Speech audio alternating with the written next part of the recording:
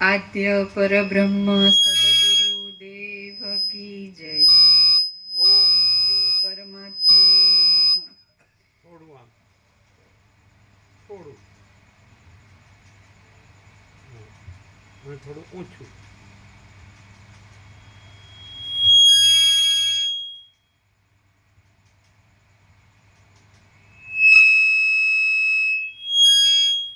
વધારે આમ ગયું. ઊંચું મોઢા આગળ રહેવું જોઈએ.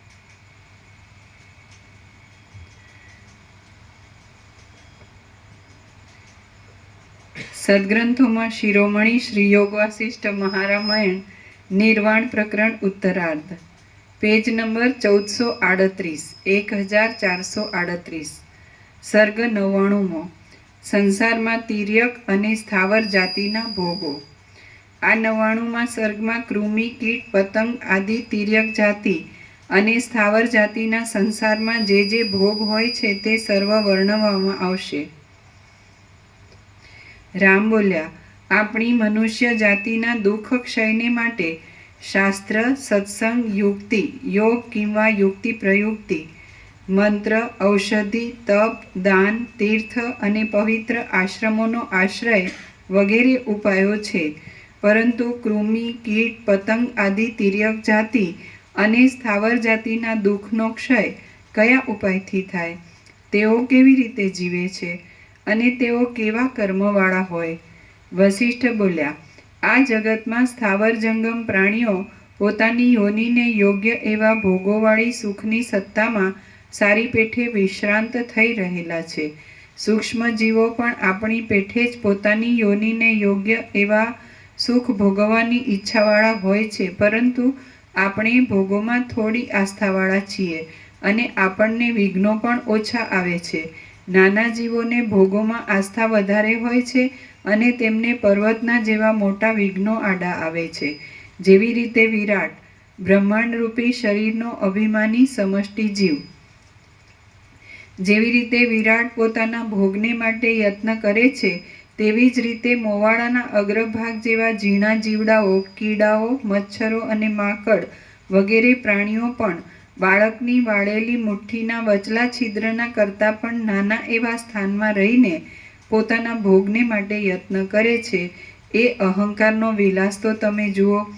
એક શૂન્ય આકાશમાં જ રહેનારા પક્ષીઓ નિરાધાર આકાશની અંદર ઉત્પન્ન થાય છે અને ત્યાં જ મરણ પણ પામે છે. તેમને ક્ષણવાર પણ સ્વસ્થતા મળતી નથી. કીડીને પોતાને માટે કણનો સંગ્રહ કરવો, પોતાના સ્થાનની કલ્પના કરવી અને પોતાના કુટુંબના પોષણ માટે યત્ન કરવો, એ ચેષ્ટાઓ માટે આપણા દિવસના જેટલો લાંબો સમય પણ બસ થતો નથી. તે તો તેમને એક ક્ષણ જેટલો થઈ પડે છે. તીમી નામનું ત્રસરેણુના જેવડું એક નાનું જીવડું થાય છે. તેનો ચાલવાનો વેગ ગરુડના જેવો જોવામાં આવે છે. અમુક શરીર આદિ હું છું અને અમુક સ્ત્રી પુત્ર આદિ ભોગ્ય વિષય મારું છે, એવી કલ્પના ખડી થઈ જઈને જેમ જગત અનેક ગુણોની સાથે વિશાળ આકારે મનુષ્યોને પ્રતીતિમાં આવે છે, તેમ કૃમિને પણ તે પ્રતીતિ થાય છે. વ્રણમાં પડેલા કીડાઓની પેઠે આપણું જીવિત પણ દેશ, કાળ, ક્રિયા અને દ્રવ્યના સંબંધથી વ્યગ્રતાવાળી વિષય વાસના વડે વૃથા ચાલ્યું જાય છે.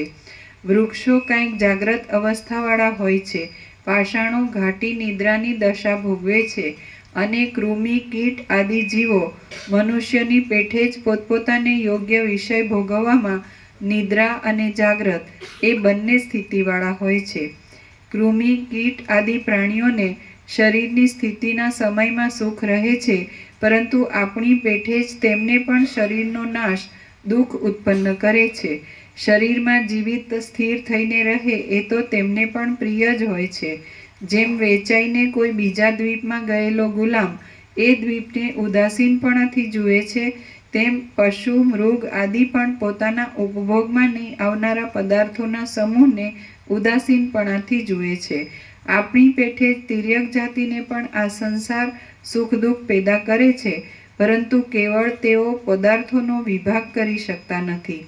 બળદ વગેરે પશુઓ હૃદયમાં પેદા થતા સુખ દુઃખોથી અકળાય છે અને બહાર તેમના ધણીઓ નાકમાં નથ નાખી ખેંચી જાય છે. આમ તેઓ બંને પ્રકારે પરાધીનપણે ખેંચાયા કરે છે, છતાં તેઓ પોતાના દુઃખને દૂર કરવાને કે તે પ્રકટ કરવાને શક્તિમાન થતા નથી. એવી જ સ્થિતિ દ્વીપાંતરમાં વેચાયેલા પામર પુરુષો, ગુલામ વગેરેની હોય છે. આપણા લોકોની ત્વચા સ્પષ્ટ અને સુકુમાર હોય છે. આપણને સુષુપ્તિ અવસ્થામાં જેવો સુખ દુઃખ આદિનો અનુભવ થાય છે તેવો જ અનુભવ વૃક્ષો, વેલાઓ, અંકુરો આદિને સ્પષ્ટપણે થતો હોય છે. આપણે સંસારરૂપી અરણ્યમાં નીકળી પડ્યા છીએ. આપણને ચારે બાજુથી ભયાતુરપણે પદાર્થોનો જેવો અનુભવ થાય છે તેવો જ અનુભવ ભયાતુરપણામાં રહેલી પક્ષી, સર્પ આદિ તિર્યક જાતિને પણ થાય છે. આ વાત નિર્વિવાદ છે.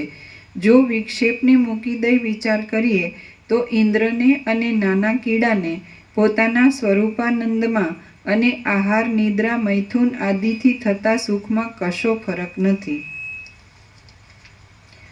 એ વિષયમાં બંનેના મનની પ્રસન્નતા સરખી જ હોય છે. બાકી બંનેના માનસિક વિક્ષેપ દુર્નિવાર છે. રાગ, દ્વેષ, ભય, આહાર અને મૈથુનથી ઉત્પન્ન થતું સુખ દુઃખ અને જન્મ મરણ આદિનો ખેદ તિર્યક જાતિને પણ આપણી પેઠે જ હોય છે અને તેમાં કશો ભેદ હોતો નથી. શાસ્ત્રથી જાણવામાં આવતા પુણ્ય પાપ, બ્રહ્મતત્વ આદિનું જ્ઞાન, થઈ ગયેલી વાતનું જ્ઞાન અને ભાવિ વસ્તુનું જ્ઞાન એ વગેરે બાબતને એક બાજુ રાખીએ તો બાકીનું બીજું જ્ઞાન તો નોળિયા, સર્પ, શિયાળ, હાથી આદિ પશુઓમાં મનુષ્યના જેવું જ હોય છે. વૃક્ષો સદાકાળ સુષુપ્તિ અવસ્થાની સ્થિતિમાં રહે છે. તેમના જેવી મૂઢ અવસ્થાવાળી પોતાની સત્તાને પર્વતો વગેરે પણ અનુભવે છે. વળી બીજા કેટલાક હિમાલય, મેરુ વગેરે પર્વતો અખંડ ચિદાકાશનો જ અનુભવ કરતા રહી સદાકાળ સમાધિમાં રહેલા છે. વૃક્ષ આદિ જેમ ગાઢ નિદ્રા જેવી દશામાં રહે છે તેમ પર્વતો પણ પોતાની સત્તામાં જ રહ્યા છે. વળી જંગમ પ્રાણીઓ પણ મૂળ સ્વરૂપે તો ચિદાકાશ રૂપ છે, માટે જે કાંઈ કોઈ પણ સમયે દેખાય છે તે ચિદાકાશ વિના બીજું કશું નથી. પર્વત આદિની સત્તા અને વૃક્ષોની નિદ્રા જેવી સ્થિતિ અખંડ ચૈતન્ય રૂપ છે, કેમ કે તેમને દ્વૈતનું ભાન હોતું નથી. માટે તત્વદ્રષ્ટિ વડે જોઈએ તો પણ જગત એક ચિદાકાશ રૂપ જ છે. જ્યાં સુધી અજ્ઞાન દ્રષ્ટિ વડે જોવામાં આવે છે ત્યાં સુધી જગત જોવામાં આવે છે, પરંતુ જો તેનું યથાર્થ ચિદાકાશ સ્વરૂપ જાણવામાં આવે છે તો તમે કે હું તેમાં કશું જણાતું નથી. વળી સત્તા કે અસત્તા એ પણ હોતા નથી. તેમ હવે પછી તેમાં ભવિષ્ય કોટીમાં પણ કશું રહ્યું નથી. આ સર્વ યથાસ્થિતપણે વિવર્ત રૂપે તેમાં રહ્યું છે, છતાં સદાકાળ શિલાના જેવું એક રસ અને નિર્વિકલ્પ બ્રહ્મ તત્વ જ સર્વત્ર ભરપૂર છે. એ બ્રહ્મ તત્વ અનાદિ અને અનંત છે, છિદ્ર રહિત છે, નિદ્રાથી પણ રહિત છે અને જાણે સ્વપ્ન રૂપે પોતાની અંદર તે જગતની વિચિત્ર રચનાને કલ્પી લેતું હોય તેવું છે. જેવી રીતે સૃષ્ટિના પૂર્વકાળમાં એક પરબ્રહ્મ જ સર્વત્ર સમાન રીતે રહ્યું હતું, તેવી રીતે હમણાં પણ તે જ ભરપૂર છે અને હવે પછીના અનંત કાળ સુધી પણ તે બ્રહ્મ જ ભરપૂર રહેશે.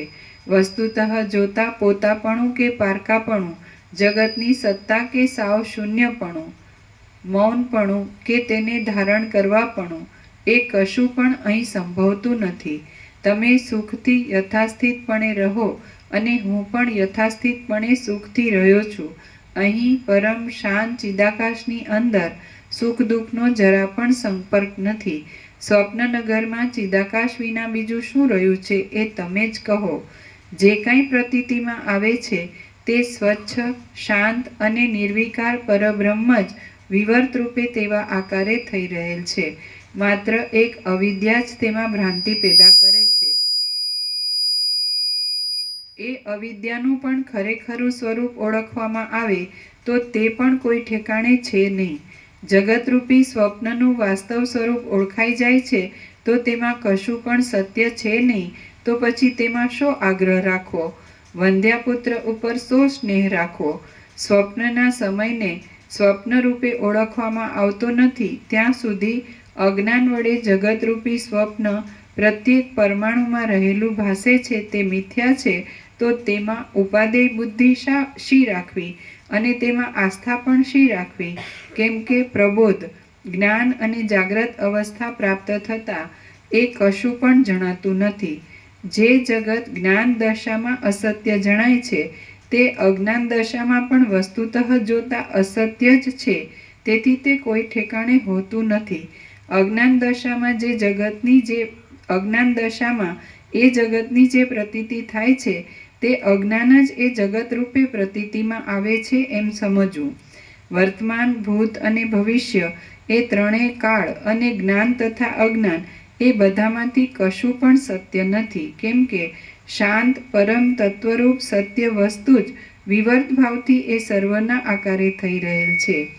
જેમ એક તરંગ બીજા તરંગ સાથે અથડાય તેમાં જળને કશી પણ હાનિ થતી નથી, ક્ષતિ થતી નથી, તેમ એક દેહ વડે બીજા દેહને કશું નુકસાન પહોંચે તો તેમાં એ બંનેના અધિષ્ઠાન રૂપ ચૈતન્યની કશી પણ ક્ષતિ થતી નથી. ચિદાકાશની અંદર જ હું એક દેહરૂપ છું એવી ભ્રાંતિ ખડી થઈ જાય છે તો પછી ભ્રાંતિ વડે ખડો થયેલો દેહ નાશ પામી જાય છે તેમાં શાનો નાશ થાય છે? ચિદાકાશ સદા પ્રબુદ્ધ દશામાં જ રહે છે અને તેનું સ્વપ્ન જગતરૂપ થઈ રહેલું છે.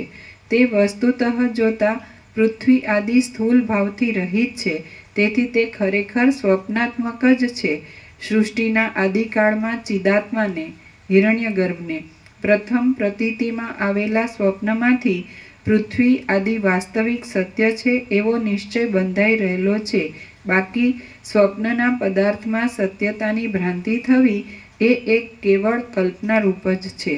આ જગતરૂપી સ્વપ્ન અનાદિ પ્રવાહ રૂપે નજરે પડે છે અને તેના અવયવોની સ્થિતિ સાવ અસત્ય છે, છતાં તે જાણે સત્ય હોય તેમ તેમાં પૃથ્વી આદિની કલ્પના કરવામાં આવી છે. આ ભ્રાંતિ એવી તો દ્રઢ થઈ રહેલી છે કે અસત્ય છતાં તે પરમ સત્યપણાને પ્રાપ્ત થઈ ગયેલી છે. બાકી સત્ય તત્વ તો અત્યંત નિર્મળ છે. વસ્તુતઃ જોઈએ તો ચિદાકાશ રૂપ પરબ્રહ્મ જ યથાસ્થિતપણે રહ્યું છે, છતાં તે આ સર્વ દ્રશ્યના આકારે પ્રસરી રહેલું છે. બાકી કશો પણ દ્રશ્ય વર્ગ રહેલો જ નથી, તો પછી તેનું સ્મરણ કરનાર કે વિસ્મરણ કરનાર વળી કેવો જ હોય? પોતાના ચિન્મય સ્વરૂપના અજ્ઞાનને લીધે જગતમાં સત્યતા લાગે છે, પરંતુ જો ખરેખર તત્વજ્ઞાનનો ઉદય થાય તો અજ્ઞાનરૂપી આવરણ કરનારું કપાટ તરત ઉઘડી જાય છે. સર્વ દ્રશ્ય વર્ગ સહિત અજ્ઞાનનો બાધ થઈ જાય છે, એટલે છેવટ એક ચિન્માત્ર તત્વ જ અવશેષ રહે છે.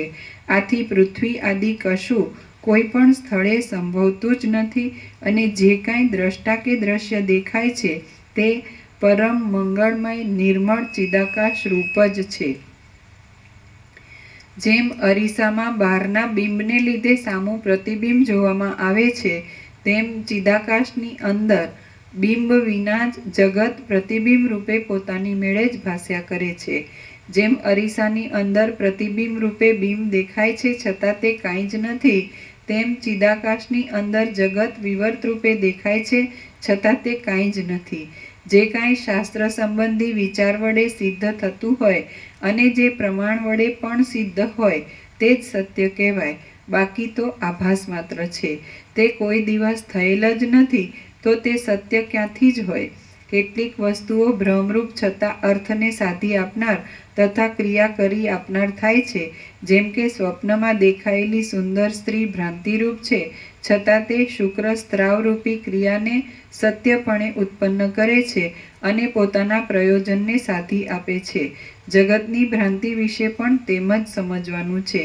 જે કાંઈ જગત, દેહ આદિરૂપ ભ્રાંતિનો ભાસ થાય છે તે તો ચિદાત્માનો જ એક વિવર્ત છે અને તે પરમ ચિદાકાશ રૂપ છે. જો ખરેખર એમ જ છે તો પછી હું ક્યાં છું? જગતની શોભા પણ ક્યાં છે? તમે પણ ક્યાં છો? અને દ્રશ્યની પ્રતીતિ પણ ક્યાં છે? હે પ્રિય રામચંદ્રજી, મરી ગયા પછી પાછો પુનર્જન્મ થતો હોય તો કોનો નાશ થાય છે? મરી ગયા પછી જો પાછો જન્મ ન થતો હોય તો પણ જન્મ, જરા, મરણ, આદિ, વ્યાધિ આદિ પ્રપંચમાંથી છૂટવાથી શાંતિ જ છે અને પરમાનંદ રૂપ મોક્ષનો લાભ છે. એવી રીતે બંને પક્ષમાં તમારા જેવા ઉદાર બુદ્ધિવાળા અને જ્ઞાન દ્રષ્ટિ વડે કેવળ ચિન્માત્ર રૂપ જ થઈ રહેલા પુરુષને કશું પણ દુઃખ છે જ નહીં. મૂર્ખ પુરુષને જે કાંઈ આ પ્રસંગમાં ભાસતું હોય છે તે તો તેના પોતાના જ જાણવામાં આવે એવું છે. અમે તે વાતને જાણી શકતા નથી, કેમ કે જે મત્સ્ય ઝાંઝવાની નદીના જળમાં રહેતો હોય તે જ તેના ચપળ તરંગોના સપાટાઓને જાણી શકે છે, બીજાનાથી તે જણાય નહીં. જેવી રીતે ચિદાકાશરૂપ આત્મા જ મનોરાજ્યમાં શાખાઓ, ઉપશાખાઓ, તેના ઉપરના ભાગો, પત્રો તથા ફળો ઇત્યાદિ રૂપી એક દેહને ધારણ કરી રહેલ સંકલ્પ વૃક્ષના રૂપે સ્ફુરે છે, તેવી જ રીતે તત્વવેત્તાઓની દ્રષ્ટિમાં અંદર તથા બહાર સર્વ ઠેકાણે ચિદાકાશ જ હું, તમે તથા જગત ઇત્યાદિ સર્વના આકારે વિવર્ત રૂપે સ્ફુરે છે અને તે વસ્તુતઃ જોતા એક જ છે. શ્રી યોગ વાસિષ્ઠ મહારામાયણમાં નિર્વાણ પ્રકરણના ઉત્તરાર્ધનો પરમાર્થ નિરૂપણ નામનો સર્ગ 99મો સમાપ્ત. સર્ગ 100મો. દેહાત્મવાદી પુરુષોને તત્વજ્ઞાન થવાની યુક્તિ. આ 100મા સર્ગમાં ચાર્વાક આદિ દેહાત્મવાદીઓના મતમાં પ્રવિષ્ટ થયેલા પુરુષોની બુદ્ધિ પણ જેવી રીતે તત્વમાં ઉતરે તેવી યુક્તિ કહેવાશે. રામ બોલ્યા, હે મહારાજ, હું આપને જે પૂછું તે આપ ધ્યાન દઈ સાંભળો, પછી આપ તેનો ઉત્તર કહો. કેટલાક માને છે કે પોતાનું મૃત્યુ કાંઈ પ્રથમથી પ્રત્યક્ષ હોઈ શકતું નથી અને ભસ્મ થઈ ગયેલા તથા સર્વ દુઃખની નિવૃત્તિ પામેલા દેહાત્માનું પાછું આવવું શી રીતે સંભવે? માટે જ્યાં સુધી જીવવું ત્યાં સુધી સુખથી જીવવું. આવો પક્ષ જેઓ સ્વીકારે છે તે ચાર્વાક આદિની દુઃખ શાંતિ માટે સંસારમાં શી યુક્તિ છે? વસિષ્ઠ બોલ્યા, પોતાનો અંતરાત્મા જે નિશ્ચયને અંદર અખંડિતપણે ગ્રહણ કરી લે છે તેનો તેવો જ અનુભવ તેને થાય છે. આ વાત સર્વજનને પ્રત્યક્ષ છે. જેમ નિર્વિકાર આકાશ સર્વત્ર રહેલું છે, તેમ શાંત નિર્વિકાર ચિદાકાશ સર્વની અંદર રહેલું છે. તે જ પામર પ્રાણીઓની દ્રષ્ટિમાં દેહ આદિ દ્વૈત પ્રપંચ રૂપે ભાસે છે અને વેદાંત શાસ્ત્ર તથા વિદ્વાનોના અનુભવ વગેરેમાં એક અદ્વૈત રૂપે જણાય છે, કેમ કે ચિદાકાશ વિના બીજા પદાર્થોનો અત્યંત અસંભવ જ છે. સૃષ્ટિના આદિકાળમાં મહાપ્રલયની અંદર ચિદાકાશ વિના બીજું કશું પણ હોતું જ નથી. કારણના અભાવને લીધે કશું છે જ નહીં, એટલે સિદ્ધ જ છે કે આ બ્રહ્મ જ સર્વત્ર પ્રસરી રહેલ છે. જેઓ સમસ્ત વેદ શાસ્ત્રના અર્થને અને મહાપ્રલય આદિને સ્વીકારતા નથી તેવા શાસ્ત્રને નહીં માનનારા મહામૂર્ખ પુરુષો અમારી દ્રષ્ટિમાં મુવા જેવા જ છે.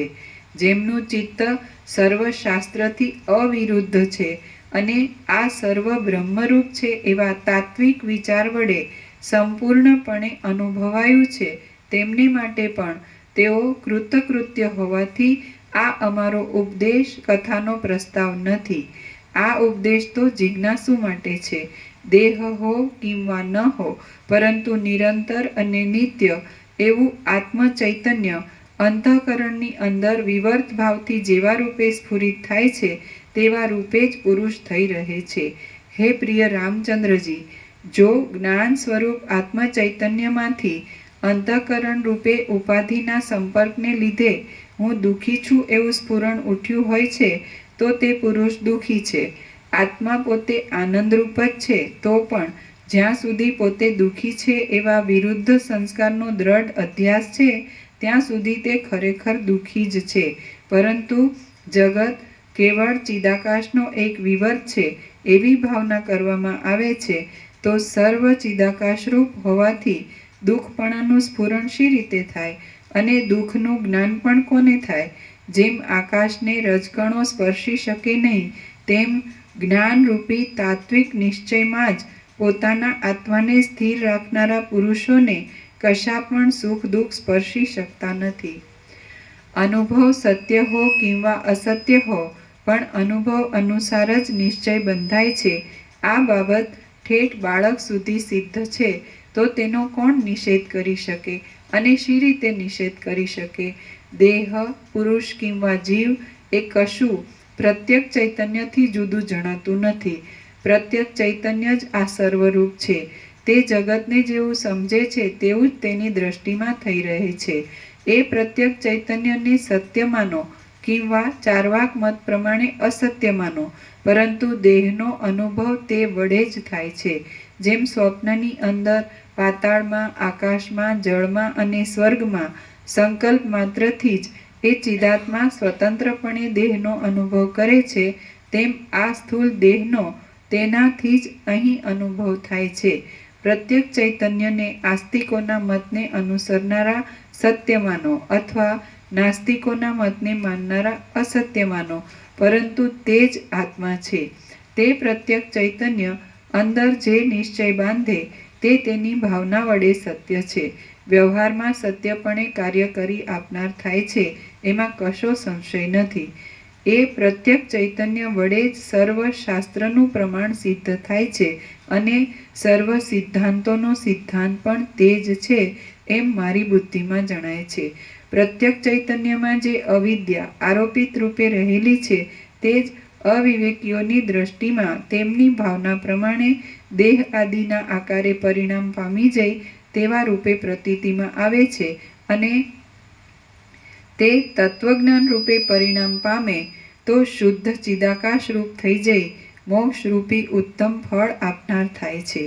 એ અવિદ્યા પવિત્ર દેશ કાળ આદિમાં સ્નાન દાન આદિ ક્રિયા કરવાથી કે રસાયન મંત્ર ઔષધ આદિ દ્રવ્યોથી કે વેદશાસ્ત્રમાં નિરૂપણ કરેલ સ્વર્ગ પશુપુત્ર આદિની એષણાના ભ્રમોથી કોઈ દિવસ નિશેષ રીતે તત્વજ્ઞાન થયા વિના શાંત થતી નથી. કદાચિત બીજા વડે એ અવિદ્યારૂપી શંકા ક્ષણવાર શાંત પડી જાય છે, તો પણ તે પછી તત્વજ્ઞાન ન હોય તો તરત આવિર્ભાવ પામે છે. જો એમ થયા કરે છે, તો પછી તત્વજ્ઞાન વિના બીજા કયા ઉપાય વડે અને ક્યારે જીવનું એ અવિદ્યારૂપી દુઃખ શાંત થાય?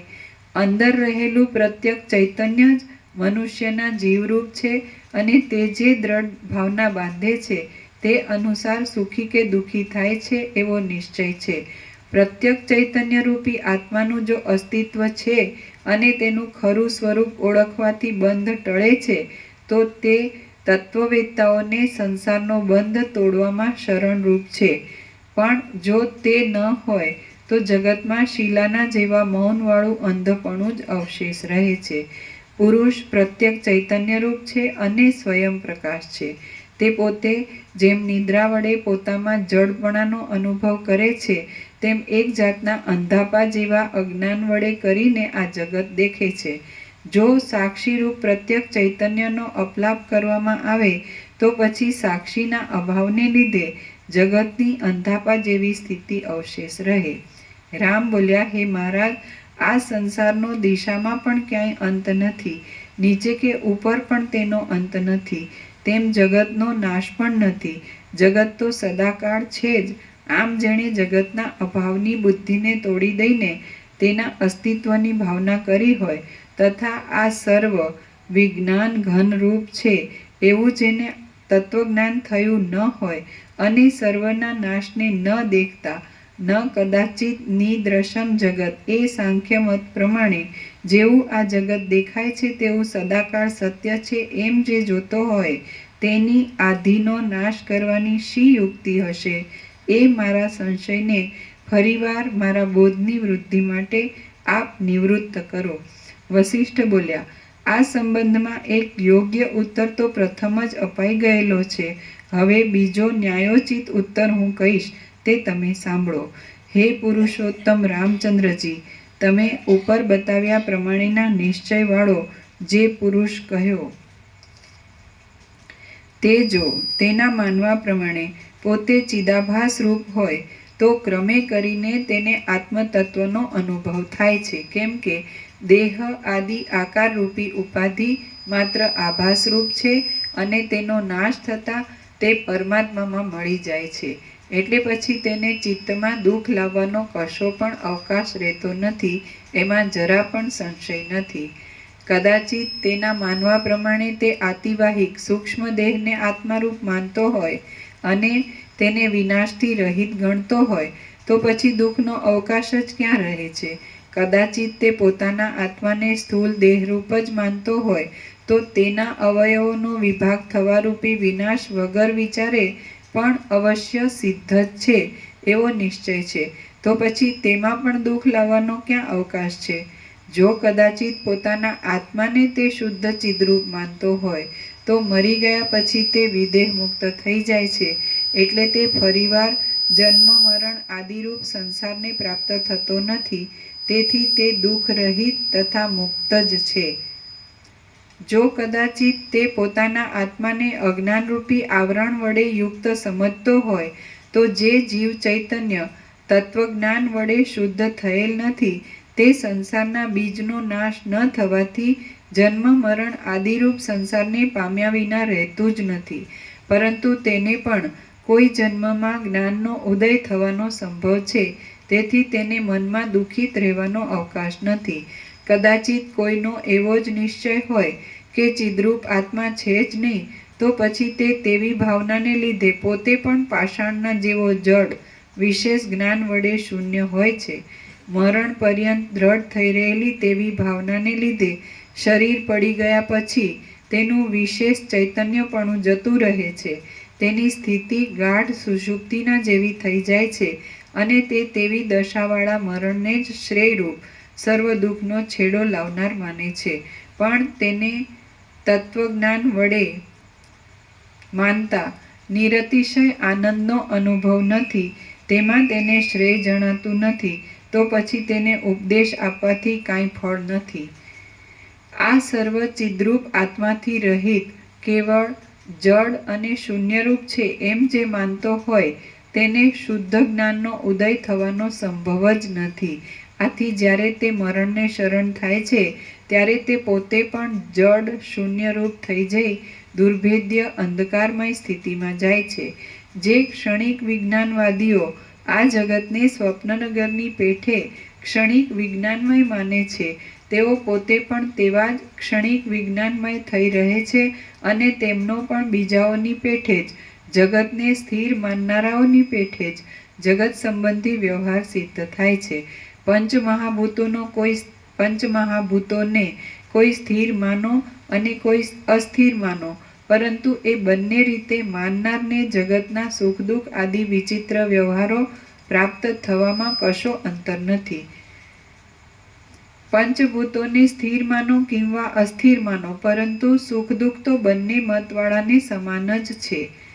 તત્વજ્ઞ પુરુષોની દ્રષ્ટિમાં પૃથ્વી આદિ પંચભૂતોની સ્થિરતા વિશે કે અસ્થિરતા વિશે કશો આગ્રહ હોતો નથી. તેમના મત પ્રમાણે પૃથ્વી આદિ ભૂતો ગમે તો ભલે સ્થિર હો કે ગમે તો ભલે અસ્થિર હો પણ તે ચિદાકાશનો એક વિલાસ માત્ર જ છે અને જ્યાં સુધી અજ્ઞાન હોય ત્યાં સુધી તે ચોબાજુ પ્રસરી રહેલ ભાસે છે. જીવ ચૈતન્યનું જડપણું અને ક્ષણિકપણું ઘટતું નથી કેમ કે જો તે પોતે જડ અને ક્ષણિક હોય તો એ બંને ભાવનો પ્રથમ પોતે અનુભવ જ કરી શકે નહીં. એમ છતાં જેઓ તેના જડપણાનો અને ક્ષણિકપણાનો નિશ્ચય કરી લે છે તેવા મૂર્ખાઓ સાથે આપણે ભાષણ કરવાની પણ કાંઈ જરૂર નથી. જેઓ શરીરે ચિદ્રૂપ આત્મામાંથી વિવર્ત રૂપે ઉત્પન્ન થયેલ છે એમ માને છે તેઓ તેમની સમજણ વાસ્તવ હોવાથી ધન્ય છે. જેઓ જડ શરીરમાંથી ચિદ્રૂપ આત્માને ઉત્પન્ન થયેલું માને છે તેવા અધમ પુરુષોનું આપણે કાંઈ કામ નથી. અનેક પ્રકારના જીવોરૂપી બીજોનો સમૂહ વસ્તુતઃ જોતા ચિદ્રૂપ છે અને તે આકાશમાં ફરતા મચ્છરા આદિ જીવોના સમૂહની પેઠે તથા ક્યારા આદિમાં પૂરાતા જળની પેઠે ઉપરના લોકમાં નીચેના લોકમાં અને આડા અવળા બીજા સ્થળોમાં ભમે છે. હિરણ્યગર્ભ અનેક જીવોરૂપી બીજોના સમૂહરૂપ છે અને તે જીવોની વાસના પ્રમાણે કલ્પના આદિકાળમાં વ્યષ્ટિરૂપી અનેક બીજા જીવોને પોતાની અંદર કલ્પી લે છે. તે જીવો ક્રિયાઓમાં કર્તાપણાનો અભિનિવેશ રાખી તેમાં આસક્ત થઈ પોતે પોતામાં કર્તાપણાને અનુભવે છે અને સંસારમાં ભમે છે. જે જીવ જેવી દ્રઢ ભાવના કરે છે તે જીવ પોતે ચિદ્રૂપ હોવાથી તત્કાળ ભાવનાના બળથી તેને પ્રાપ્ત થાય છે. આ વાત ઠેઠ બાળક સુધી નિર્વિવાદ રીતે સિદ્ધ છે. આકાશમાં જેમ ધુમાડાઓના વિચિત્ર ગોટાઓ જોવામાં આવે છે અને મહાસાગરમાં જેમ મોટા વિસ્તારવાળા જળના અનેક વિચિત્ર તરંગો જોવામાં આવે છે તેમ ચિદાકાશની અંદર સંસારની અનેક વિચિત્ર ઘટનાઓ જોવામાં આવે છે. મનુષ્યને જેમ સ્વપ્નમાં ચિદાકાશ જ નગર રૂપે જોવામાં આવે છે તેમ એ ચિદાકાશ જ સૃષ્ટિના આરંભકાળથી માંડી વિવર્ત રૂપે આ જગત રૂપે થઈ રહેલ દેખાય છે. જેમ સ્વપ્નમાં દેખાતા નગરની સ્થિતિમાં એક ચિદાકાશ વિના બીજા કશા પણ સહકારી કારણ હોતા નથી તેમજ પ્રથમ સૃષ્ટિના આરંભકાળમાં જગતની સ્થિતિ થવામાં ચિદાકાશ વિના બીજા જુદા પૃથ્વી આદિ પંચભૂતો હોતા જ નથી. સ્વપ્નનગરની અંદર તેના અવયવો રૂપે દેખાતા ઘરોની જે જુદા જુદા ખંડોરૂપી પૃથ્વી છે તે જ આ જગતરૂપી સ્વપ્નમાં પુષ્ટતાને પ્રાપ્ત થઈ ગયેલી છે. આ સર્વ પ્રજા ચિદાકાશ રૂપ જ છે. તેમાં દ્વિત્વ કે એકત્વ કશું જ નથી. કેમ કે શુદ્ધ ચિદાકાશમાં વળી બીજી કલ્પના કેવી હોય? જે કાંઈ આ વિચિત્ર રૂપે ભાસે છે તે ચિદાકાશ જ છે. ત્રિવિધ તાપને મટાડવાથી અતિ શીતળ અને આનંદ ઉપજાવનારી ચિદાકાશરૂપી ચંદ્રિકા જે કાંઈ પદાર્થોની પ્રતીતિ થવારૂપી પ્રકાશને ઉત્પન્ન કરે છે તેને લીધે જ આ જગત ખડું થયેલું ભાસે છે. પ્રથમ સૃષ્ટિના આદિકાળમાં ને અંતે છેવટ પ્રલય સમયમાં આકાશની પેઠે સૃષ્ટિ આદિથી શૂન્ય સ્વરૂપે રહેનાર ચિદાકાશમાં જોકે આજે આપણને સૃષ્ટિ જોવામાં આવે છે પણ તે ચિદાકાશ રૂપ જ છે.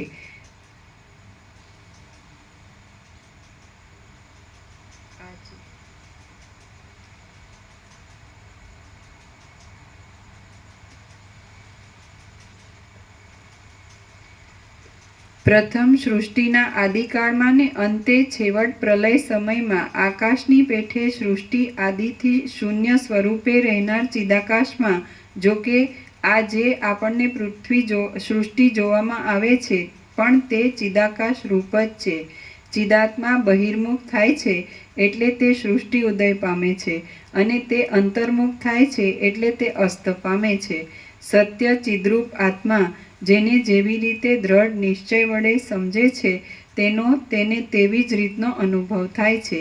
જ્યારે આ સર્વ શરદ ઋતુના આકાશ જેવું સ્વચ્છ ચિદાકાશ રૂપ જ છે તો પછી વળી તેમાં બીજું શું હોય? એમ સારી રીતે અનુભવી રહેલા અને પરમ પદમાં વિશ્રાંત થયેલા મહાત્માઓ ચિત્તને શાંત રાખી ચિદ્રૂપે વિદ્યમાન છતાં દ્રશ્યરૂપે અવિદ્યમાન જેવા થઈ રહે છે. માન અને મોહથી રહિત થઈ ગયેલા સંગદોષને જીતનારા અને પ્રાપ્ત થયેલા કાર્યો કરનારા તત્વજ્ઞ પુરુષો કાર્યમાં તથા વ્યવહાર દ્રષ્ટિમાં જાણે યંત્રના બનાવેલા પૂતળા હોય તેવા નિર્વિકાર રહે છે. શ્રી યોગ વાસિષ્ઠ મહારામાયણમાં નિર્વાણ પ્રકરણના ઉત્તરાર્ધનો નાસ્તિક્ય નિરાકરણ નામનો સર્ગ 100મો સમાપ્ત. સર્ગ 101મો તત્વજ્ઞ પુરુષોની અભય સ્થિતિ. આ 101મા સર્ગમાં તત્વજ્ઞ પુરુષો સર્વત્ર એક ચિન્મય તત્વને જ દેખે છે તેનું તથા તેઓને ભયના કારણો જ ઉત્પન્ન નહીં થવાથી તેઓની અભય સ્થિતિ વિશેનું વર્ણન કરવામાં આવશે. વસિષ્ઠ બોલ્યા, પુરુષ પોતે ચિન્માત્ર છે. ચિદ્રૂપ તત્વ જ વિવર્ત રૂપે આવા અનેક આકારે થઈ રહેલ છે તો પછી ચિન્માત્ર સિવાય બીજું શું ઘટી શકે એમ છે? એ ચિન્માત્ર તત્વ નિર્મળ આકાશરૂપ છે અને દ્રષ્ટા તથા દ્રશ્ય એ બંને તેનો એક વિવર્ત છે. આમ જગત ચિન્માત્ર જ છે તો તેમાં હેય, ત્યાગ, બુદ્ધિ કે ઉપાદે સ્વીકાર બુદ્ધિ ક્યાંથી હોય? જે લોકો બૃહસ્પતિએ રચેલા બુદ્ધ શાસ્ત્રને અનુસરનારા વિજ્ઞાનવાદીઓ છે, તેમના મતમાં ક્ષણિક વિજ્ઞાનથી જુદું જગત જ છે નહીં, તો પછી તેમના મત પ્રમાણે પણ રાગ દ્વેષનો કશો વિષય જ ન હોવાથી તેમનો પ્રસંગ જ ક્યાંથી આવે? પરંતુ તેમને ચિદાત્મા વિના બીજું શું સારરૂપ ભાસતું હશે કે તેઓ તેને નિત્ય નહીં માનતા હોય? હે પ્રિય રામચંદ્રજી, જગતરૂપી સ્વપ્ન ચિદાકાશનું જ એક વિવર છે, તો તમે જ કહો કે તેની અંદર ઇષ્ટ અનિષ્ટ બુદ્ધિ કે રાગ દ્વેષ આદિ દોષો કેવા રૂપે રહી શકે? ચિદાકાશ પોતાના સ્વરૂપની અંદર જ અમુક હેય છે અને અમુક ઉપાદેય છે એવી કલ્પના કરી લે છે, પણ ખરું જોતા તેના નિર્મળ સ્વરૂપમાં એ સર્વ નિર્મળ ચિદાકાશ રૂપ જ છે. એમ છે તો પછી તેમાં ઇષ્ટ અનિષ્ટ આદિ દ્રષ્ટિ વળી કેવી હોય? મનુષ્ય, દેવતા અને નાગ વગેરે ચિદ્રૂપ છે. સ્થાવર અને જંગમ એ બંને પણ ચિદ્રૂપ છે. વળી સમુદ્રમાં થતા તરંગો તથા ચકરીઓની પેઠે ભાવ અભાવ વગેરે સર્વ પણ એ ચિદાકાશનો જ વિલાસ છે. હું ચિદાકાશ રૂપ છું, તમે ચિદાકાશ રૂપ છો અને મનુષ્યો પણ ચિદાકાશ રૂપ છે. આપણે કોઈ દિવસ મરતા નથી, કેમ કે ચિદાકાશ ક્યારે મરેલ છે? હે વિશાળ નેત્રવાળા રામચંદ્રજી, ચિદાકાશ પોતે સાક્ષી ચૈતન્યરૂપ કહેવાય છે, તેનાથી જુદું દ્રશ્ય જ નથી. તે પોતે ચિદ્રૂપ હોવાથી વિવર્ત ભાવથી દ્રશ્યરૂપ થઈ રહેલ છે, માટે દ્વિત્વ એકત્વ પણ ક્યાં રહ્યા છે? જો એમ છે તો પછી ચિદાકાશ વિના બીજી નિત્ય હોય એવી કઈ વસ્તુ છે? આ તમે જ મને કહો. જો તે મરી જતું હોય તો પછી આજે આપણે જે સર્વ બેઠા છીએ તે ક્યાંથી હોઈએ? બૌદ્ધ આદિ અને ચાર્વાક આદિ વાદીઓ ચિદાકાશને છોડી દઈ બીજા રૂપ હોય તો તમે કહો. એ ચિદાકાશને જ કેટલાક બ્રહ્મ કહે છે, કેટલાક જ્ઞાનરૂપ કહે છે અને કેટલાક શૂન્ય કહે છે. કેટલાક તેને મદિરામાંથી પેદા થતી મદ શક્તિના જેવું કૃત્રિમ કહે છે, કેટલાક તેને પુરુષરૂપ કહે છે, કેટલાક એને ચિદાકાશ રૂપ કહે છે, કેટલાક એને શિવરૂપ કહે છે અને કેટલાક એને આત્મારૂપ કહે છે. એવી રીતે ચિન્માત્ર પરમ તત્વને જુદા જુદા નામોથી કહેવામાં આવે તો પણ તે કોઈ દિવસ બીજું થઈ જતું નથી, કેમ કે સર્વમાં ચિદ્રૂપે રહેલ એ તત્વ પોતે જ સર્વ વિકલ્પનું સાક્ષીરૂપ છે. તેથી તે પોતાના આત્માને એવા પ્રકારે સમજે છે, કલ્પે છે, બાકી બીજું કશું તેનાથી જુદું નથી. મારા અવયવો ભલે ચૂરે ચૂરા થઈ જાઓ કે તે મેરુને જેવા વૃદ્ધિને પ્રાપ્ત થાઓ, પરંતુ મારી ચિદ્રૂપની તેથી શી ક્ષતિ કે શી વૃદ્ધિ થશે? જો કે આપણા પિતામહ વગેરે વડવાઓ મરી ગયા છે, પણ ચિદ્રૂપ તત્વ મરેલ નથી. જો કદાચિત તે ચૈતન્ય તત્વ મરી ગયેલ હોય તો આપણામાં રહેલ ચૈતન્ય તત્વ અને તેમનામાં રહેલ ચૈતન્ય તત્વ એક જ છે. તેથી આપણું ચૈતન્ય પણ મરણ પામ્યા પછી આપણો જન્મ થવો સંભવતો નથી. ચિદાકાશ અક્ષય છે અને તેનો જન્મ કે નાશ થતો નથી. આકાશનો નાશ શું થાય અને શી રીતે થાય એ તમે જ કહો. ચિદાકાશ અવિનાશી છે અને તે પોતાના એક વિવર્ત રૂપે આ જગતના આકારે પ્રતીતિમાં આવે છે. એ તત્વ જન્મ મરણથી રહિત છે અને કેવળ પોતાના સ્વરૂપમાં જ સદાકાળ રહે છે. ચિદાકાશ રૂપી એક સ્ફટિકનો પર્વત છે, તેને આદિ મધ્ય અને અંત નથી. તે પોતાની અંદર જગતને પ્રતિબિંબ રૂપે ધારણ કરે છે અને પાછો તત્વ સાક્ષાત્કાર થવા રૂપી અગ્નિ વડે તેને ભસ્મ કરી દે છે. તે પોતાના સ્વચ્છ સ્વરૂપમાં સ્થિર થઈ રહે છે. હે પ્રિય રામચંદ્રજી, અંધકાર વડે રાત્રિમાં દેખાતું વાદળાના સમૂહના જેવું કંઈક અનિર્વચનીય જગતનું આવરણ પ્રાતઃકાળમાં જોતા ક્રમે કરીને નિઃશેષ રીતે ક્ષીણ થઈ જાય છે, તે જ પ્રમાણે પોતાના સ્વરૂપની અંદર અજ્ઞાનરૂપી અંધકાર વડે કલ્પાયેલું આ જગત પણ ક્રમે કરી જ્ઞાન વડે નિઃશેષ રીતે ક્ષીણ થઈ જાય છે. સમુદ્ર જેમ પોતાની અંદર જળ આદિને અને ચક્રી આદિને પોતાના અંગરૂપે ધારણ કરી રહેલ છે, તેમ ચિદાકાશ પણ પોતાની અંદર જગતરૂપી એક અવયવને વિવર્ત રૂપે ધારણ કરી રહેલ છે. પુરુષ આત્મા ચિદાત્મા પોતે ચિદ્રૂપ જ છે અને તે આકાશની પેઠે કોઈ દિવસ નાશ પામતો નથી. તો પછી હું નાશ પામું છું એવો શોક કરવો વ્યર્થ છે. એક દેહમાંથી બીજા દેહની પ્રાપ્તિ થવાથી ઉલટો નવો મહોત્સવ પ્રાપ્ત થાય છે. તો હે મૂઢ પુરુષો, મરણરૂપી એક હર્ષ સ્થાનમાં તમે શા માટે ખેદ પામો છો? જો કદાચિત તમને એવો જ ભ્રમ હોય કે મરી ગયા પછી પાછો પુનર્જન્મ થતો નથી, તો પણ મરણમાં એક મોટો પુરુષાર્થ રહ્યો છે એમ સમજવું. કેમ? મરણ થવાથી ભાવ અભાવ લેવું દેવું વગેરે સંબંધી જન્મ અને જરા મરણ ભય શોક આદિ વ્યાધિ સંબંધી જ્વર શાંત થઈ જાય છે.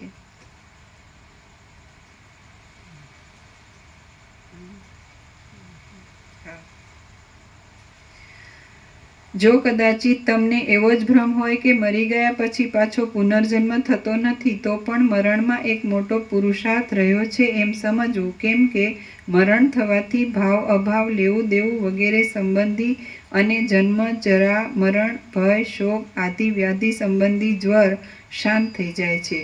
એવી રીતે જન્મ મરણ હોય તો પણ તેમાં સુખ દુઃખ માનવાનો કશો જ અવકાશ નથી. વસ્તુતઃ જોતા મરણ પણ નથી, જન્મ પણ નથી અને તેને લીધે જ સુખ દુઃખ પણ નથી. કેમ કે મિથ્યા હોવાથી આ કશું છે જ નહીં. ચિદાકાશ જ આ સર્વના આકારે વિવર્ત રૂપે થઈ રહેલ છે. મરી ગયા પછી જો પાછો બીજા દેહનો લાભ થતો હોય તો એક નવો જ ઉત્સવ પ્રાપ્ત થાય છે. કેમ કે મરણ એ એક જરા રોગ આદિથી ઝડપાયેલા કારાગૃહ જેવા પૂર્વ દેહનો જ નાશ છે. તો એ તો પરમ સુખ રૂપ છે. મરણમાં દેહ જીવ વગેરે સર્વનો અત્યંત નાશ થઈ જાય છે. પુનર્જન્મ નથી એમ માનવામાં આવતું હોય તો પણ સંસારરૂપી એક મહારોગનો ક્ષય થાય છે એમ સંતોષ માનવાનો છે. મરણ થયા પછી પુનર્જન્મ થતાં ફરીવાર બીજા દેહનો લાભ થતો હોય તો પણ એક નવો જ ઉત્સવ સાંપડે છે. કદાચિત તમને મરણ પછી દુષ્કર્મથી પ્રાપ્ત થતા નરક આદિ દુઃખની ભીતિ રહેતી હશે, તો આ લોકમાં પણ દુષ્કર્મથી થતા રાજદંડ આદિનો ભય છે અને પરલોકમાં પણ નરક આદિનો ભય છે. એટલે એ ભીતિ સમાન છે. આથી બંને લોક સુધારવાને તમારે કદી પણ દુષ્કર્મ કરવા નહીં. હું મરી જઈશ મરી જઈશ મરી જઈશ એમ તમે ભયથી પોકાર કરો છો, પરંતુ હું પાછો પુનર્જન્મ હોવાથી થઈશ થઈશ અને થઈશ એવો વિચાર કરતા નથી. આ સર્વ ચિદાકાશ રૂપ જ છે અને તે ચિદાકાશ પોતાના શુદ્ધ સ્વરૂપમાં જ જગત આદિના આકારે વિવર્ત રૂપે થઈ રહેલ છે. તો તેમાં જન્મ મરણ ક્યાં રહ્યા અને શ્રીમંતાઈ કે ગરીબાઈ પણ ક્યાં રહી? તમે કેવળ ચિદાકાશ રૂપ થઈને રહો અને ખાનપાનાદિ પ્રારબ્ધ પ્રાપ્ત કાર્ય સુખથી કરતા રહો. તમે મમતાથી રહિત થઈ જાઓ. તમે આકાશના જેવા નિર્મળ અને નિર્વિકાર છો, તો તમારામાં ઈચ્છાનો ઉદય જ ક્યાંથી થાય? પોતાના સ્વાભાવિક પ્રવાહના બળે થયેલા પ્રયત્ન વડે પ્રાપ્ત થયેલા તથા દેશકાળના બળથી આવી મળેલા અતિ પવિત્ર એવા શબ્દાદિ વિષયોને વિવેકી પુરુષો નિર્ભય રહીને સુખથી ભોગવે છે.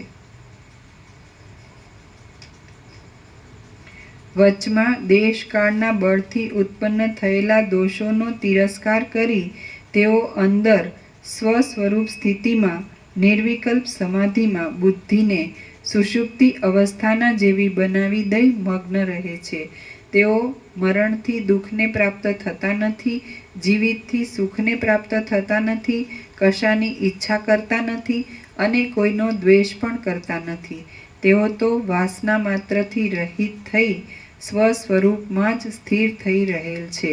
વાસનાથી રહિત થઈ રહેલા વિવેકી પુરુષોને કશામાં ઈચ્છા હોતી નથી. તેથી મરણ જીવિત અને જન્મરૂપી જીર્ણ તૃણનો તેઓ વિચાર જ કરતા નથી. તેમણે તો જાણવાનું સર્વ જાણી લીધું હોય છે, છતાં તેઓ ઉપરથી અતિ મૂઢની જેમ વર્તે છે અને પર્વતની પેઠે પોતાની સ્થિતિમાં નિર્ભયપણે અચળ થઈ રહે છે. શ્રી યોગ વાસિષ્ઠ મહારામાયણમાં નિર્વાણ પ્રકરણના ઉત્તરાર્ધનો પરમોપદેશ નામનો સર્ગ 101મો સમાપ્ત. ઓમ ઓમ ઓમ. પ્રસાદ આપી દો.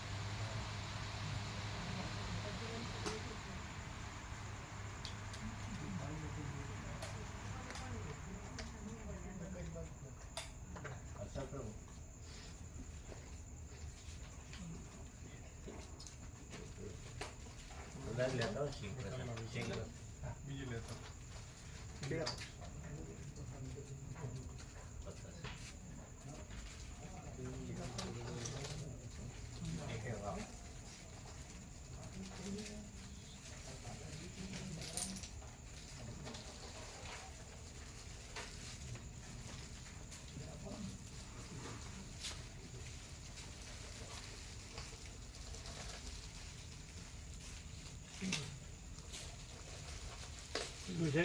સિંહ છે સિંહ. મહાકાલેશ્વર ગયા હતા ને ત્યારે હમ? ઉજ્જૈન મહાકાલેશ્વર ગયા હતા. કોણ કીધું? કયો છે? ઓરિજિનલ આઈનો નથી ને? આ ઓરિજિનલ છે ત્યાંનો જ છે. આ બંને ત્યાંથી જ લાવેલા છે. ત્યાં જ છે. હા ત્યાં જ છે. હા મંદિરમાં ગયા હતા ને. હા પણ ત્યાં જ છે. હા ત્યાં ચડાવી બધું નાખો. હાથ ધો.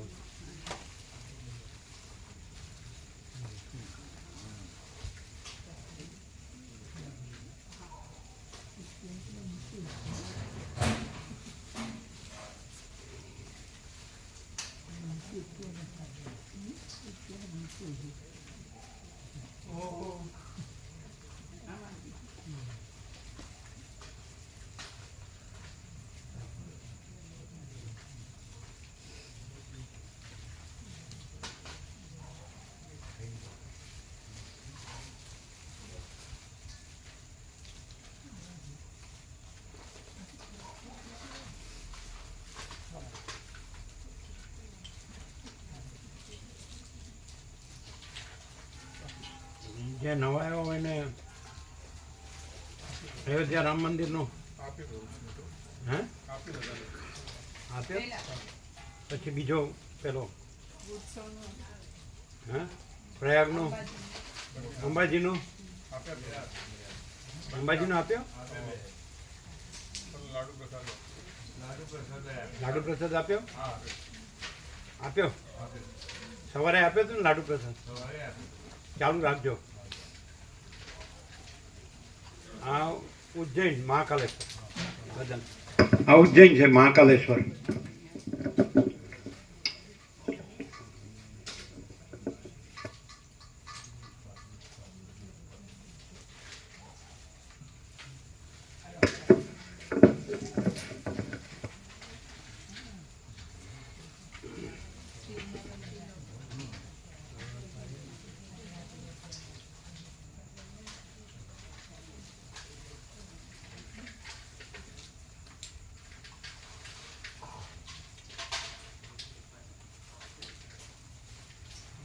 ત્યાં બહુ ભીડભાડ નહીં હોય નહીં? ના પ્રભુ થોડી કલાક જેટલી લાઈન રહી ગઈ. 1 કલાક જેટલી. કલાકની લાઈન ખરી? હા. તો કેટલા 2-3 હજાર હશે? હા હા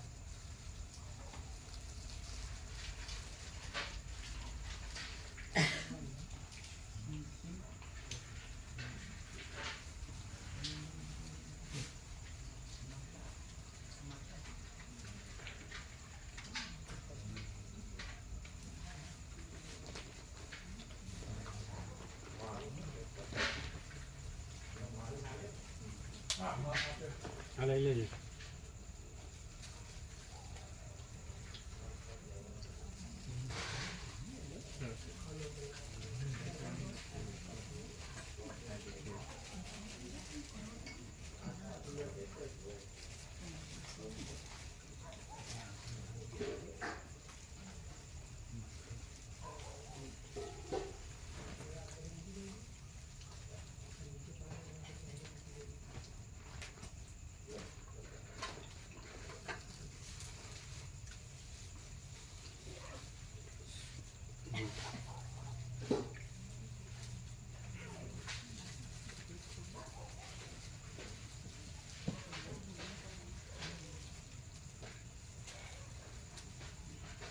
પછી અનંત એ અનંત જ છે તો પછી વિવર્ત રૂપે શું કામ દેખાય છે અથવા એ નથી દેખાતું તો એમાં જે વિવર્ત નથી તો વિવર્ત ભ્રાંતિવાળાને તો વિવર્ત ભ્રાંતિ શું કામ દેખાય છે એ કાંઈ નથી એમ અને અનંત અખંડ છે.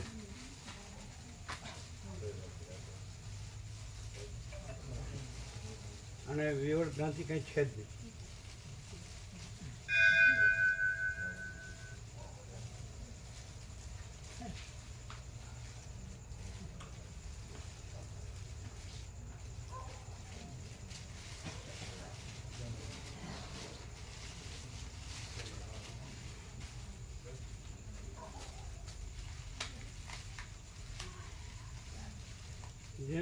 જેને અનંત ક્લિયર રહેવું છે, અનંત ક્લિયર રહેવા માટે આ તત્વો બાકી અનંત તો અનંત જ છે, એ તો ક્લિયર જ છે અને ભ્રાંતિ છે જ નહીં. પણ ભ્રાંતિવાળા માટે અને એને અનંત ક્લિયર રહેવું હોય એને માટે આ તત્વો હોય. પણ ભ્રાંતિ જ રહેવું હોય એના માટે કાંઈ શું કીર્તિ પ્રભુ હે ને?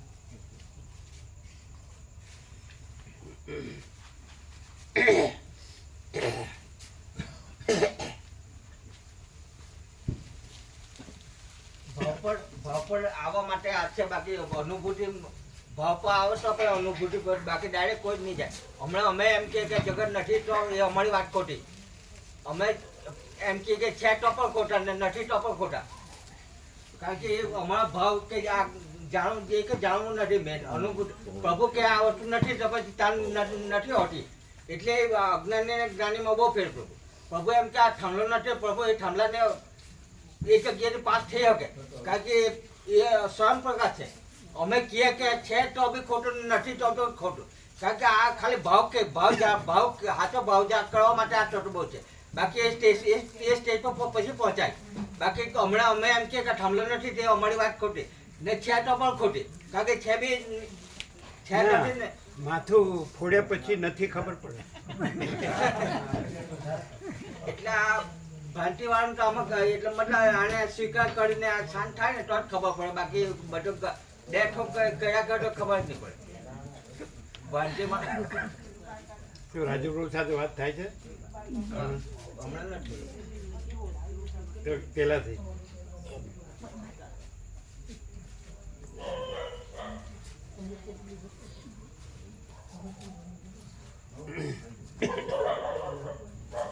એટલે જવું એ આગળ વધવાની નિશાન છે પ્રભુ, કે આ કેમ છે ને આવું કેમ છે.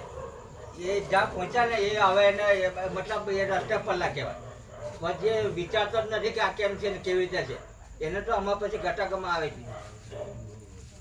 ધીમે ધીમે એક પછી એક કમાન્ડ ખોલવો પડે. પ્રભુ એમાં લખેલું છે નિરપેક્ષમાં કે એક પછી એક બધા કમાન્ડ ખોલતા નીરવ શાંતિ રહીને બધા ખોલતા જાય. બાકી તમે એમાં પાછું ભ્રાંતિ કે છે ને આમ થયો ને તેમ થયો તો એ બધા કમાન્ડ બંધ ખુલેલા બંધ થઈ જાય. એટલે આમાં સેજ બી ભ્રાંતિ રાખે એટલે કે વાત પછી એને ખુલે. આ કમાન્ડ ખોલવાના ખાવાના ખેલ નથી. એટલે એ છે પણ નથી, પણ એ પેલાને ખબર જ નહીં પડે કે કેવી રીતે છે ને કેવી રીતે નથી.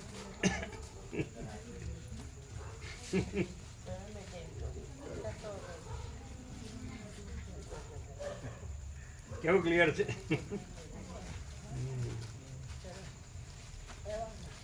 એવું અંદર આવ્યું કે અમે પોતે જ આનંદ, અમે પોતે જ આનંદ, પોતામાં આનંદ જ છીએ.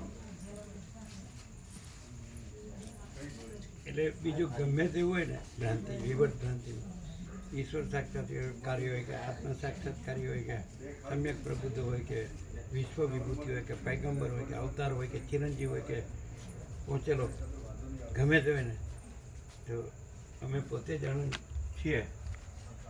અમે પોતે જ આનંદ, પોતામાં આનંદ જ છીએ. તેમાં બીજું કોઈ નથી, બીજું કાંઈ નથી, બીજું કાંઈ થતું નથી અને બીજું આનંદ સંભવતું જ નથી. તો કેવું છે એ એક માણસનો એક વિચાર કહેવાય, એનો મત કહેવાય, ના એની વૃત્તિ કહેવાય, એનો સંકલ્પ કહેવાય. ના, તો અનંત અનંત જ છે, અનંત અનંત બીજું નથી. પ્રકાશ પર્યાય નથી. હે પ્રકાશનો પર્યાય નથી. પણ તો જે જે જે ભ્રાંતિનો માણસ હોય તેનો અનંત ભ્રાંતિનો માણસ દેખાય તો ન દેખાય. દેખાય ને એ કેવી રીતે ખબર પડે કે એ અનંત છે ને ભ્રાંતિનો માણસ નથી? આમ દેખાય છે પણ તો એ દેખાય છે એ નથી ને અનંત છે, એ કેવી રીતે ખબર પડે? કે એમાં ભ્રાંતિ જ ગમે એવા ને. નથી આખો. હા, જોવે આકાર જોવે, ભ્રાંતિનો આકાર જ જોવે, ભ્રાંતિવાળો ભ્રાંતિનો આકાર જ જોતો હોય, પણ એ ભ્રાંતિ વિનાનું અનંત છે એવો જ અનુભવ થાય ને. કેવી રીતે? એ અનંતની મહિમા છે.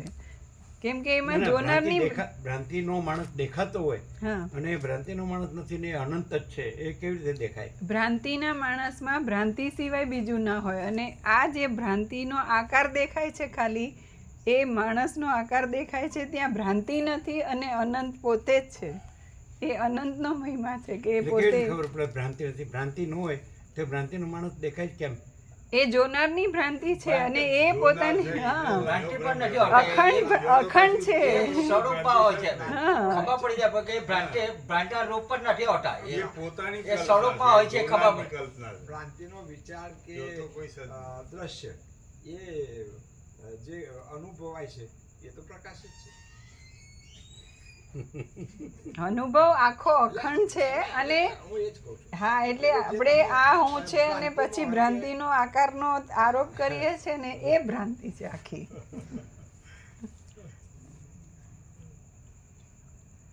જો બધા માણસ જેવો માણસ છે કે નહીં? એટલે કે હું તો મહાકાલેશ્વર ભગવાનના દર્શન કરી આવું. એમના સાસુએ બાધા લીધી હતી. કોણે? એમના સાસુએ સાસુએ બાધા લીધી. પરમાકાશ પ્રભુ માટે. કેવી? એ ખબર નહીં. એટલે એમને એ ગયા હશે ને પહેલા પ્રભુ 4 વર્ષ પહેલા, એટલે એવું હોય બાંધી દીધી. એ ગયા હશે ને, અધૂરું પૂરું કરી દઈએ. 4 વર્ષ પહેલા ગયા હશે ને, એટલે પરમાકાશ પ્રભુ પધારે એને માટે એમણે બાધા લીધી હોય, એટલે પૂરી કરવા ગયા. અમે લઈને આવી ગયો. અધૂરું કહે છે. એટલે ભરમાકાશ પ્રભુને લઈને ગયા હતા. હા, બધાય ગયા હતા. બધાય. એમના પેલા ઓમકારેશ્વર બી ગયા હતા હમ. ત્યાંથી. એટલે આ બાજુ મમલેશ્વર છે ને હા. વચ્ચે ઓમકારેશ્વર છે હોડીમાં. હોળીમાં ના, હવે તો પેલું છે ને ચાલવાનું બ્રિજ, હવે તો બ્રિજ છે બ્રિજ બી છે ને, બધા હોડીમાં બેસીને બી અમે હોડીમાં બેસી ગયા હતા. એમ. હોડી ચાલુ છે. ચાલો. એ તો વચ્ચે હોડીઓ બંધ થઈ ગઈ હતી, બ્રિજ થયો એટલે હા. બધા બ્રિજ ઉપર જ જતા. એટલે કોઈનાથી ઓછું ચલાતું હોય એવું હોય ને, તો આમ થોડું વધારે ચાલવું પડે, અને હોડીમાં બેસીને સીધા ત્યાં પગથિયા સુધી જ જાય છે હોડી. એમને હમ.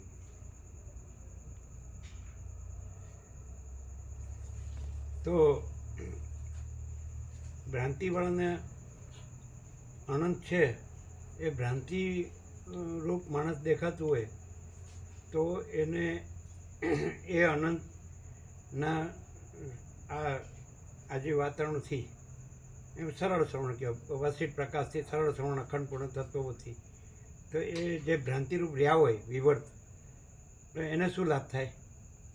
વિવર્ત નીકળી જાય, વિવર્ત ના રહે, પ્રકાશ જ રહે, પ્રકાશથી પ્રકાશ જ દેખાય, વિવર્ત ન રહે, વિવર્ત ભ્રાંતિ એને ન દેખાય, ના દેખાય, અને પ્રકાશ રહ્યો છે એ જ રહે. એ જ દેખાય, એટલે અનંત પ્રકાશ, અનંત આનંદ, અનંત શાંતિ જે છે એ જ રહે, એ જ રહે. પછી બીજું છે જ નહીં, કે નહીં? એટલે જે છે એ જ રહે ને, ન હોય ક્યાંથી રહે? પણ એ જેને જોતું હોય એને જ. એવું નહીં? જેને વિવર્ત ભ્રાંતિ જે કાંઈ નથી એ રહેવું હોય એને ખબર ન પડે, પણ જેને જે છે જો હૈ સો હૈ પૂર્ણ અનંત પૂર્ણ, તો એ જ જોતું હોય, અનંત પ્રકાશ, અનંત આનંદ, અનંત શાંતિ, તો એ છે જ. અને પેલું ન જોતું હોય એ જે નથી એ જોતું હોય તો એ નથી જ, કે નહીં? સાચું અહીંયા સાચું જણાય, સાચું જણાય ને ભાઈ સાચો રહે તો અમારે આગળ વધી જાય, પણ સાચો નહીં રહે, અહીંયા પહેલો જાણવાનું છે. આ સાચો ન રહે ને તો એને સાચું જાણ્યું જ નથી. હા, એટલે સાચું જાણો તો સાચો રહે જ. હા, અને સાચો ન રહે એટલે સાચું જાણ્યું જ નથી.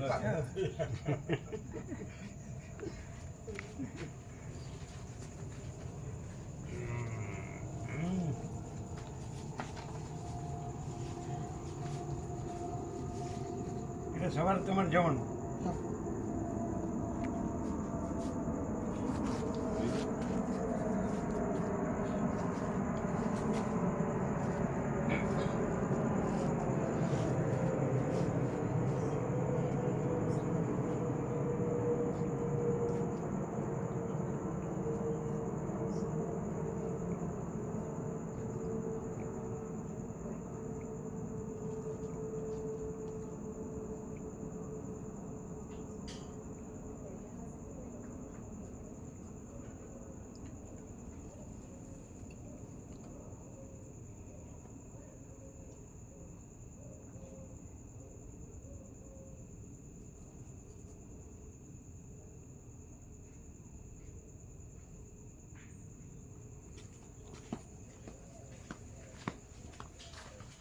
એવું આનંદ મંગળ.